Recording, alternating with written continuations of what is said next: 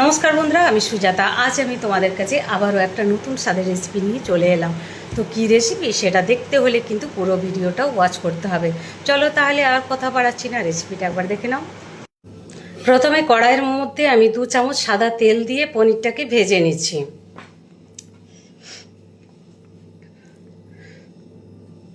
পনিরটা আমার মোটামুটি ভাজা হয়ে গেছে, এরপর আমি পনিরটাকে নামিয়ে দেবো।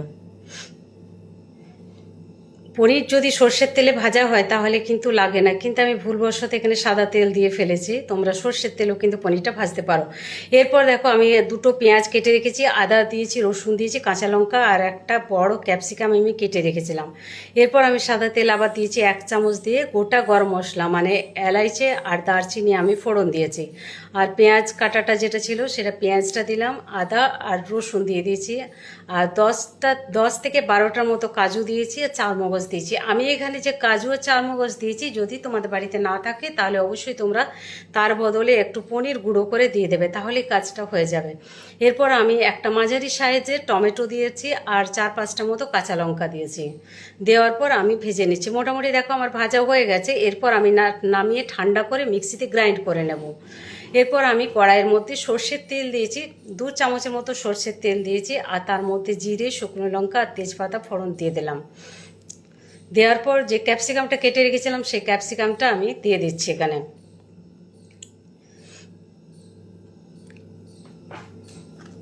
এই রান্নাটা কিন্তু ভীষণ টেস্টি, তোমরা একবার অবশ্যই ট্রাই করতে পারো। এরপর আমি পরিমাণ মতো নুন দিলাম আর হলুদ দিয়ে দিয়েছি।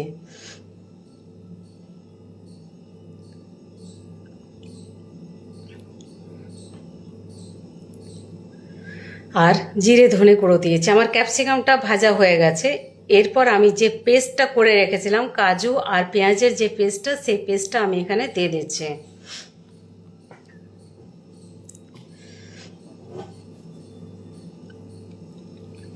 দেওয়ার পর প্রায় 3-4 মিনিট আমি রান্না করার পর মটরটা একটু চিনি দিলাম। আমি এখানে কিন্তু মশলাটা যখন আমি পেস্ট করলাম তার মধ্যে কিশমিশ দিয়েছিলাম, কিন্তু আমার মিষ্টিটা একটু কম হয়ে গেল বলে আমি চিনি একটু দিলাম। কিশমিশ দিলে কিন্তু চিনি দেওয়ার প্রয়োজন হয় না। আর মটরটা আমি দিয়ে দিলাম। এরপর বুঝতেই পারছো এটা আমি কি রান্না করছি, এটা হচ্ছে মটর পনির, রেস্টুরেন্ট স্টাইল মটর পনির। এরপর আমি যে ভাজা পনিরটা ছিল সেটা আমি দিয়ে দিচ্ছি। দেওয়ার পর আমি ঢাকা দিয়ে দিলাম। যতক্ষণ মানে 5-7 মিনিট আমি রান্না করছি, তার মধ্যেই মটরটা সেদ্ধ হয়ে যাবে। 7 মিনিট পরে দেখো আমার পনিরটা মোটামুটি রান্নাটা হয়ে গেছে। এরপর আমি কসুরি মেথি দেবো আর বাটার দিয়ে নামিয়ে দেবো। বাটার না থাকলে তোমার বাটার বা ক্রিম, যে আমুল ক্রিমটা থাকে সেটাও তোমরা দিতে পারো। মোটামুটি আমার রান্নাটা হয়ে গেছে, এরপর আমি নামিয়ে দিচ্ছি। আমার এই রান্নার ভিডিওটা তোমাদের কেমন লাগলো বন্ধুরা অবশ্যই জানাবে। সবাইকে অসংখ্য ধন্যবাদ।